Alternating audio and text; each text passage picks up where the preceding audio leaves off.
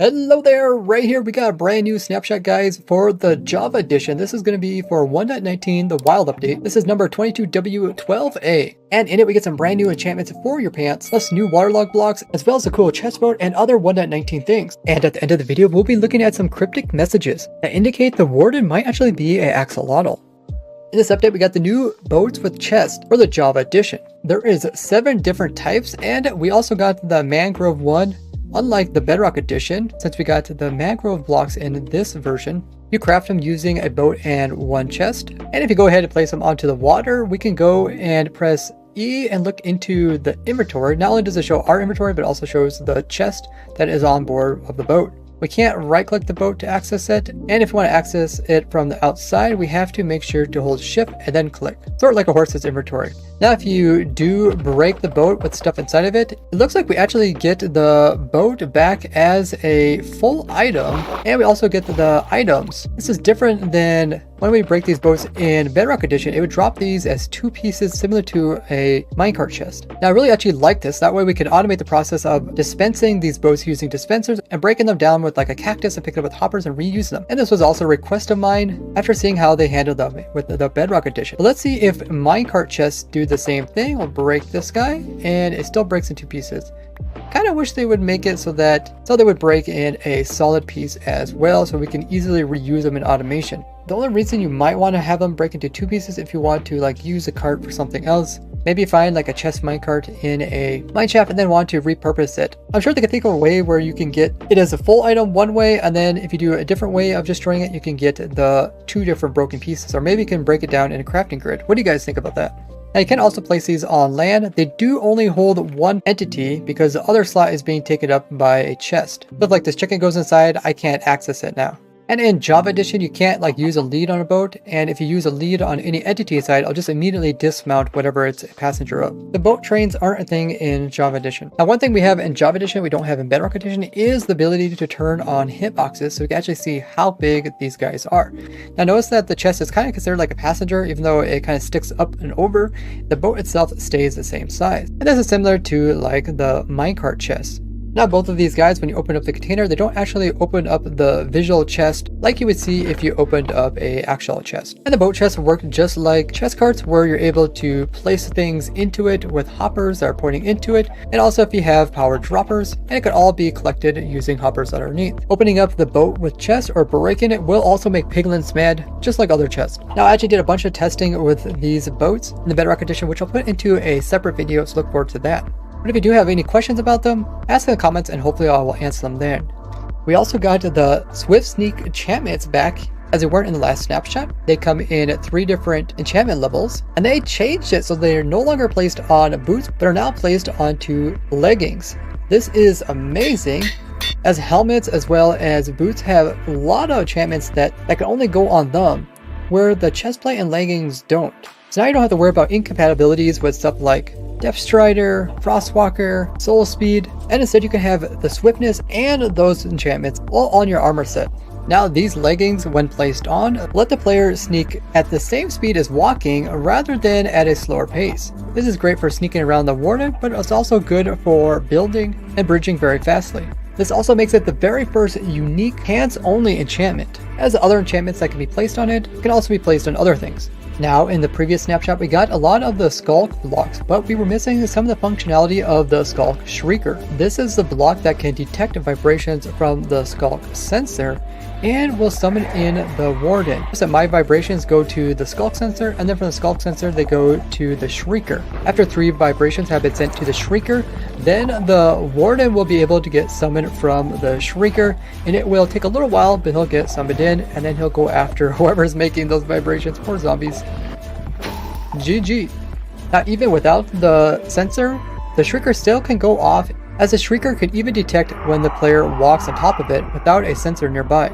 They also added in the darkness effect, which is produced by the Shrieker as well as the warden, and will affect you if you're nearby. This is what lowers your gamma down and also will make pulses, which can make it difficult to see. You can change how much the darkness affects you with this controls inside your accessibility settings. Now torches can help brighten up during this time, and they can also prevent the Warden from being summoned in, as it needs a light level of 11 or lower.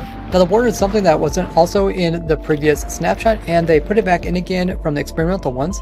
It works the same way as I kind of mentioned in this video here, which I'll put down in the description, and I go into much detail about all your guys' questions. Now one thing they did change with the Warden is that he is able to hit players a little bit higher up than he was before.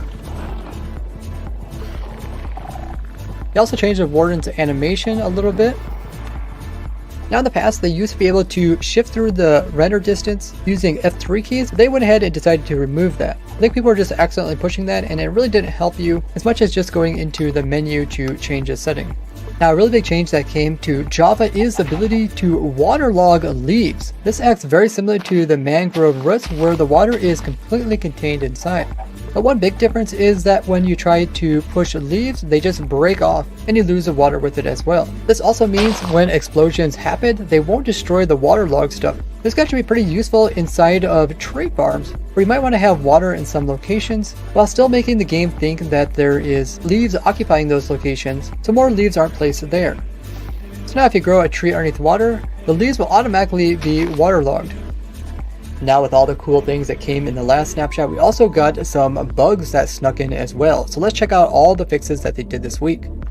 They fixed a bug to do with when you update a whole bunch of things all at once, how does the game actually decide which one of these actually gets updated? Now with this bug, it actually changed the order in which it happened, instead of happening from the end to the start, and now it does it from the start going outwards. In the last snapshot, it was accidentally reversed. So when we update this rail system, it's going to update the two observers, which is going to try to cause both pistons to push, but only one is actually going to push, the one that gets updated first. But if we compare this to the previous versions, same type of setup, and we power this, notice that this piston actually gets updated first and pushes everything this direction.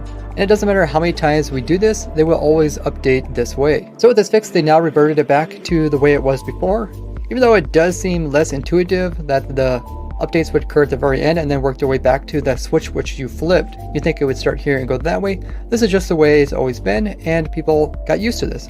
In the last snapshot, we also seen a problem in here, the end dimension, which was the dragon didn't spawn at all. So there's actually no way to kill the dragon or get the exit end portal to leave this place, which is fixed in this new snapshot. Since 1.17, sometimes end cities would end up being placed over craters in the end islands, making them seeming like they would float. And most of these next bugs I pointed out during my testing streams, but I often forget to make the reports. So thank you guys for reporting these bugs, and it's exciting to see them getting fixed. If you see my last video, I talked about how the natural mangrove leaves could have propagules naturally grow off of them.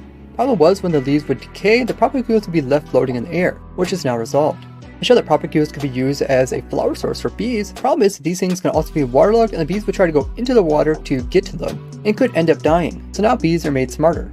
They also resolved it so when placing water into the same area where a propagule was placed, it wouldn't pop off as an item. They also resolved this problem where leaves weren't able to be broken using a hoe, as well as this one where you can't compost the leaves. They also resolved the problem where the mangrove stuff cannot be placed into furnaces to cook stuff. The brick slabs were making a placing sound just like stone, rather than the noise of bricks. There's also this weird bug that I found where mud bricks had this weird problem where they wouldn't break as fast as the other types of mud blocks. With the new items added in with 1.19, where they were placed inside the creative menu wasn't quite right, like the new gates were in the building blocks, as well as the fences being hidden there. When crafting recipes, all the wood types are typically under one fence type, from which you can then right click to choose which type of fence you want to get, but the mangrove was being placed separately. For those of you guys that get excited about new blocks in game because you want to check out the colors of those blocks on maps, they fixed a few issues. First being mangroves were showing up as the wrong color. Notice how we got red, orange, red, and here it just shows red and then a bunch of orange. This problem continued when it came to the logs as well as slabs. And when the trapdoors were added, they were also showing up as gray. The mud was just as fascinating, where it should be tannish, it was all showing up as a bluish gray. If you summon in a Strider with no AI, it would still get cold, turning this purplish, but that wasn't supposed to happen, so it's now been fixed. Boxes were oddly moving themselves towards the center of the world every time it was thundering. This was due to a problem in the code where they tried to avoid sunlight and they just happened to be moving towards the 00 chords. Pressing the escape key is supposed to drop you down one menu level, but in some cases it wasn't. Now something that I've complained about a lot is the control plus backspace not being in some parts of the game. Now what this does is instead of just backspacing one character, it will actually delete the last entire word all at once. It's very useful when typing, especially if you're trying to be efficient. Now recently I complained about Control Backspace not being in the Bedrock Edition, but after complaining it was added in. But they also went ahead and fixed some other Control Backspace scenarios like with signs here, which should make it a little bit nicer. They also fixed this for books, so you could do that. They also added in Control Home, which will not just put you to the beginning of the sentence or the end of the sentence, will actually move you to the very beginning of the whole section. So Control Home would take you all the way up to the top left, and Control End would take you all the way to the bottom right. And they also added in control arrow keys. These are nice for jumping a single word without actually deleting it, so you can move easily throughout your text. I use these a lot, especially when typing out commands. You also can use control shift arrow, which also highlights and selects different text, so you can copy just special parts. You also resolve the problem with a memory leak occurring with the tag key creation. When using the locate biome command to find different cave biomes, it wasn't always finding the nearest one, which is now resolved. There was this very subtle bug where you notice this top half of the door is lighter and the bottom half is darker. This is how the smooth lighting is applied to these blocks. Notice how this trap door is light on top, dark on bottom, but these two doors are missing this. They don't have no shading. The lighting is the same at top as well as bottom. And then over here you can see, once again, it's lighter than darker. This also applied to the end portal frames. The end stone goes light to dark, where these were bright across the entire thing. Even happening on similar blocks, these are both gates. But notice the right gate looks shaded better, where this one just looks blandly bright. This also was occurring with Soul Sand and is all now fixed. A minor problem with the new frogs. That laid the frog spawn. When it would hatch, it would say in the subtitles here that frogs were hatching rather than that tadpoles are hatching, which has been corrected.